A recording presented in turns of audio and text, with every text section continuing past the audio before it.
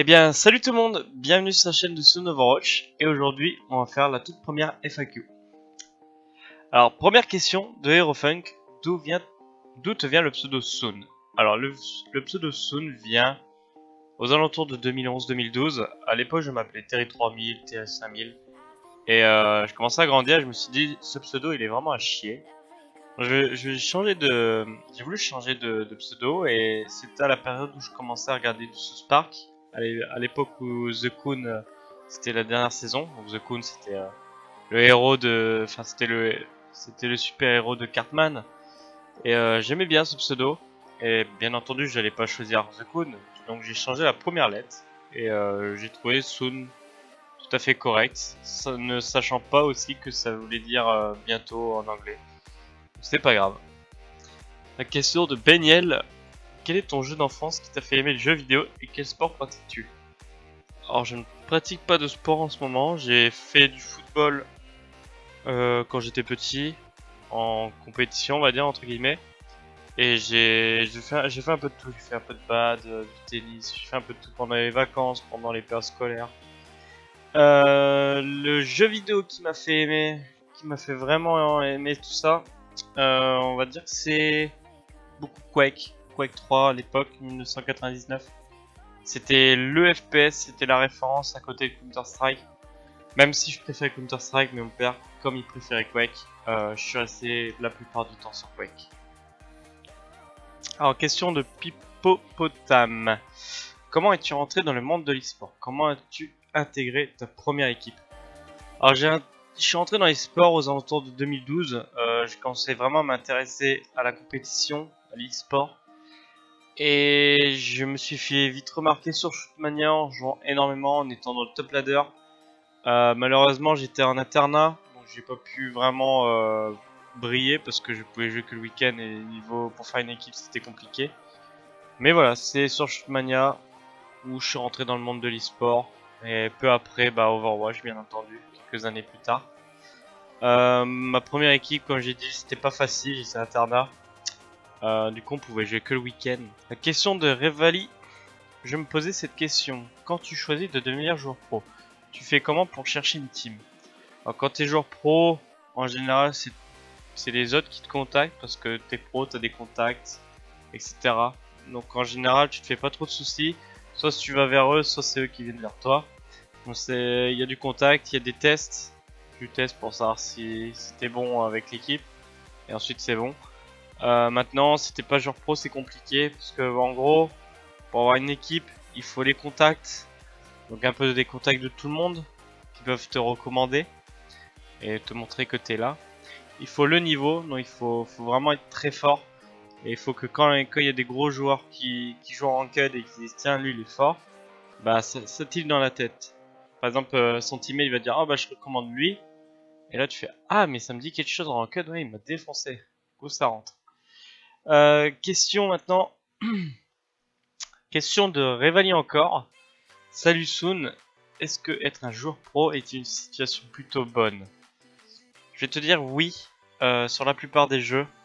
Par exemple League of Legends, t'es employé chez Riot, t'as une gaming house, t'es payé très bien, on va dire que c'est honnête. T'as tout qui est pris en charge je crois, surtout que c'est basé en Allemagne, donc je pense que niveau sécu social et tout, ça ne devrait pas poser de soucis. Sur Overwatch, maintenant avec le rushing récemment, pareil, ça ne pose pas de soucis avec les salaires minimum, on s'en sort très bien sur Overwatch. Dota 2, CSGO, enfin il y a plein de jeux où oui, tu t'en sors bien financièrement, niveau santé. Après il y a d'autres jeux forcément c'est un peu plus compliqué, Rocket League je pense c'est compliqué, Shootmania à l'époque c'était compliqué, il y a des jeux qui sont pas très populaires en général c'est compliqué. Question de Romain, ton meilleur souvenir au cours de ta carrière à ce jour? Mon meilleur souvenir c'était la victoire à la Open Overwatch, j'étais content de gagner le plus gros tournoi en 2016. Et voilà, j'ai vécu ça aussi en 2013 contre les Mondogs sur Shootmania. Question de Malo. Comment arrives-tu à gérer entre vie sociale, vie familiale et ton travail de pro? Est-ce compliqué? As-tu fait des sacrifices pour continuer dans l'e-sport? Alors j'essaie de séparer tout mon temps. J'essaie de jouer minimum 4 à 6 heures d'Overwatch par jour. les scrims inclus. Il y a aussi ma famille, donc je les appelle de temps en temps, ça dépend. Il y a des jours j'ai pas le temps, il y a des jours je les appelle pour donner des nouvelles. Eux aussi me donnent des nouvelles, c'est très important. Mes frères c'est pareil. Et voilà. Travail de pro, bah, comme j'ai dit, 4 à 6 heures de scrim. J'essaie toujours de garder un temps de jeu par jour. Et je veux toujours que dès que je me sens que je suis bon aujourd'hui, je peux dormir à conscience tranquille. En gros, si je joue très mal, je vais pas être serein et j'ai besoin de rejouer pour être au niveau dans la journée. Question de Atakame. Salut, si tu n'avais pas été pro sur Overwatch, sur quel jeu l'aurais-tu voulu l'être? Alors, alors moi personnellement, j'aurais bien aimé être joueur pro sur un jeu genre League of Legends. Comme ça, t'es basé en Allemagne. Je serais près de ma copine. Maintenant, niveau ambiance, niveau jeu, niveau gameplay, j'aurais préféré du CS:GO. C'est un FPS. Du coup, c'est ça qui m'attire. Et j'étais pas mauvais sur ce jeu-là avant de passer sur Shootmania et Overwatch. Donc je te dirais CSGO. Question de Nidaro38. Combien de temps joues-tu par jour? Alors comme j'ai dit avant, je joue 4 à 6 heures par jour. Je peux jouer plus. En général, c'est ma moyenne par jour. Question de Malo encore une fois. Pour toi, quels sont tes points forts et tes points faibles tant dans le jeu que dans ta personnalité? C'est très difficile comme question. Je te dirais que mes points forts, c'est le sérieux, le professionnalisme. J'ai horreur des temps de retard. Je suis toujours sérieux pour les matchs. Je suis concentré à 100%. J'ai énormément de temps de jeu avec Tracer. Ça me donne un avantage aussi. Mes points faibles, je te dirais que c'est être trop agressif. Je suis trop agressif des fois. Par exemple, un Zen et Discord midlife. Et devant, il y a un Macri, un Rodog. J'ai envie de tuer ce Zen, donc je vais y aller. Je fais pas des fois attention aussi à mon recall. Des fois, j'ai pas mon recall encore de up et je suis agressif. Bon voilà, c'est surtout l'agressivité qui est mon principal défaut. Dans ma personnalité, je pense que j'ai un peu le sang chaud, on va dire. C'est difficile pour moi de canaliser ma colère. Même si je fais de mon mieux, j'ai du mal aussi à m'exprimer. Des fois, je fais pas mal de fautes. Voilà. Voilà pour cette question. Encore une question de Malo. Comment Tracer est devenu ton main? Qu'est-ce qu'elle a de plus que les autres personnages du jeu?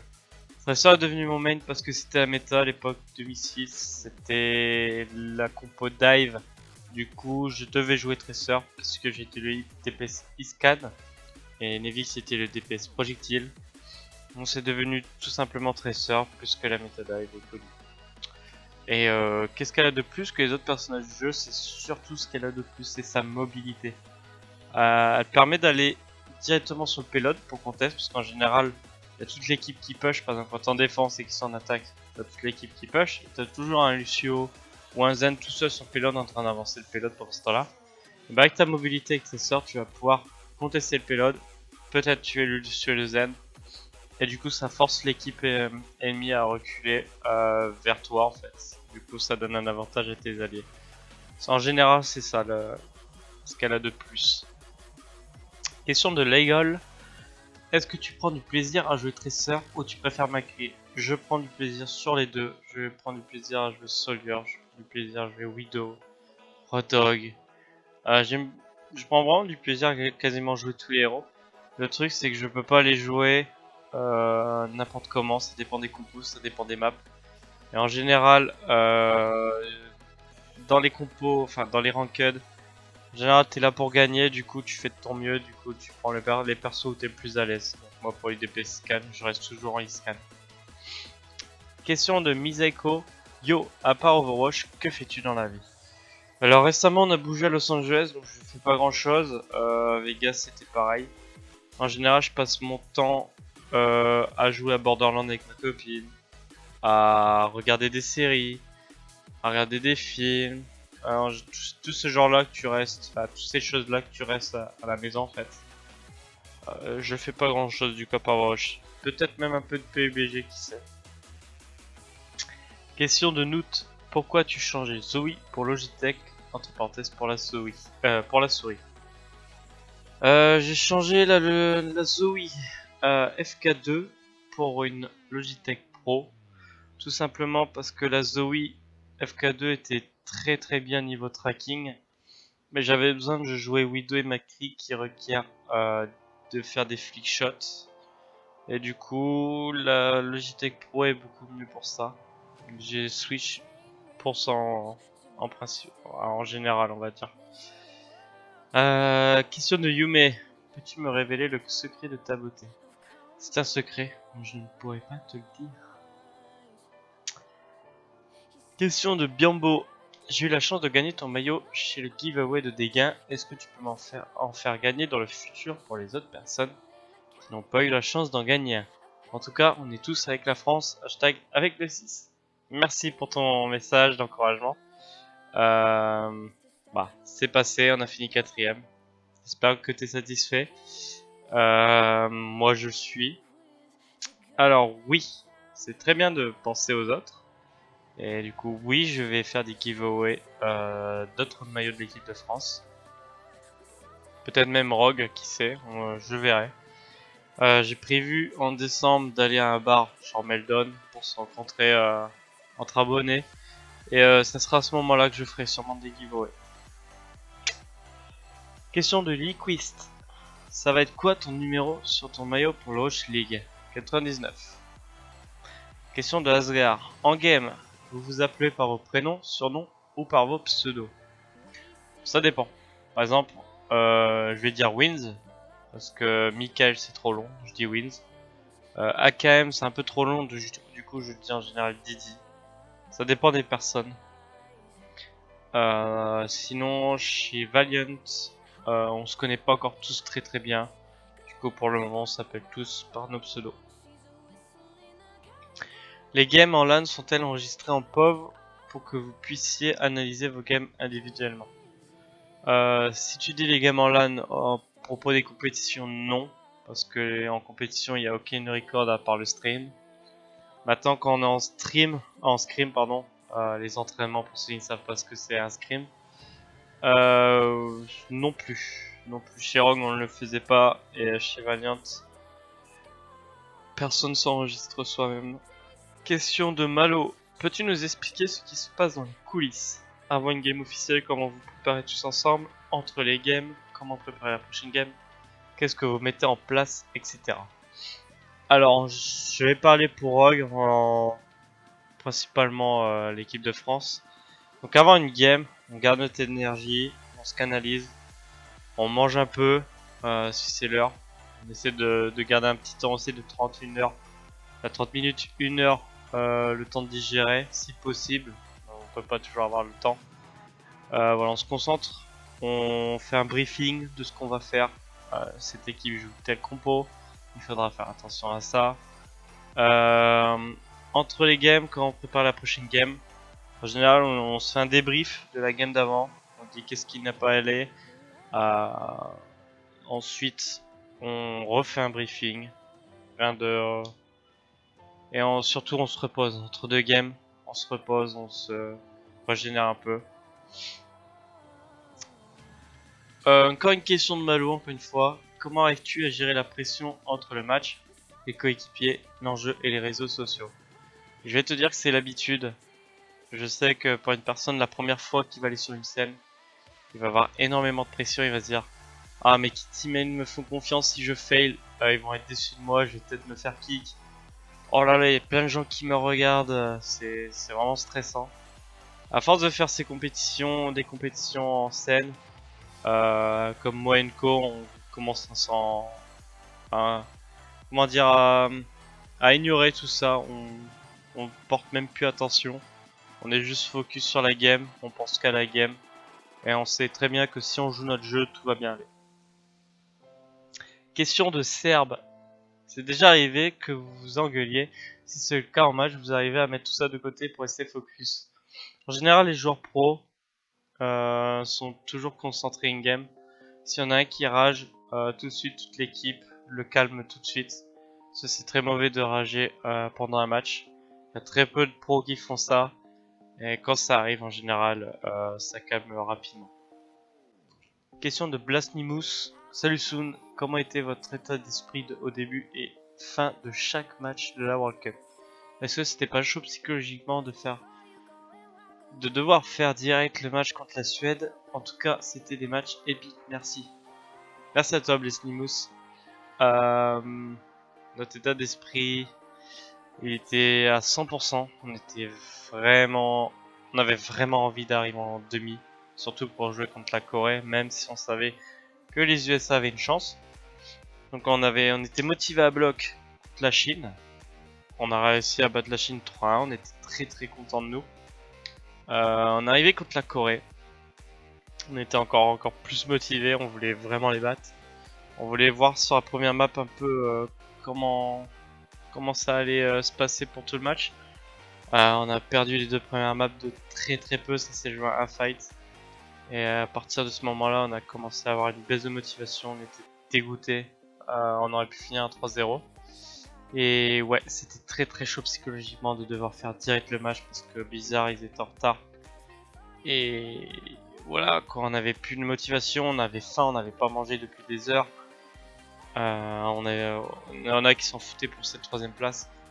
C'était quasiment impossible de gagner contre la Suède dans ces conditions-là psychologiquement. Question de Askin, comment se passent les matchs en team? Qui est le team leader? Alors les matchs en team, chacun a son rôle en fait. Le Monkey, ça va être plus le mec qui va call les focus. Le Lucio, ça va être plus le mec qui va regarder un peu tout ce qui se passe autour, de back, de faire plein de choses. Chaque personne en fait a son rôle à faire. Il n'y a pas vraiment de team leader. En tout cas chez Rogue, il n'y en avait pas. Et c'est pareil chez Valiant.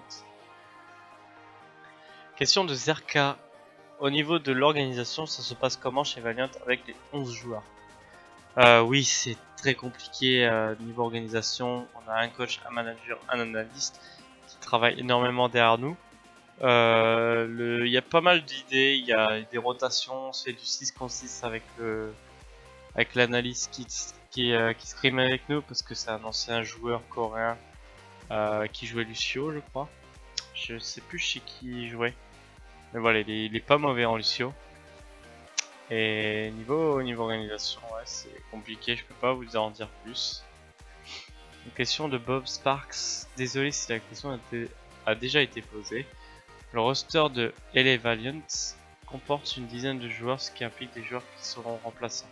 Comment appréhendes-tu cette concurrence? Comment l'équipe fonctionne? Tes joueurs dit à tel pic, tel map, tel EPS, tel tank. Alors on a plusieurs avis, chaque personne a son propre avis.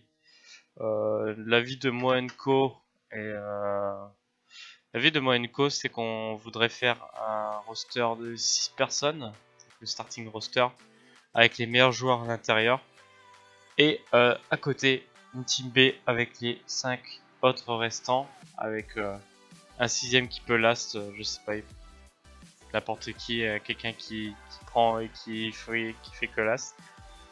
Et que les deux scriment chacun de leur côté, des fois on scrime les uns contre les autres. Et que s'il y a un joueur qui est vraiment bon dans l'équipe B et que dans l'équipe A il est normal quoi. Le mec qui est vraiment bon, il fait un test dans l'équipe A, il regarde comment ça se passe. Voilà, c'est un système qu'on aimerait bien nous, enfin moi et Nko on aimerait bien.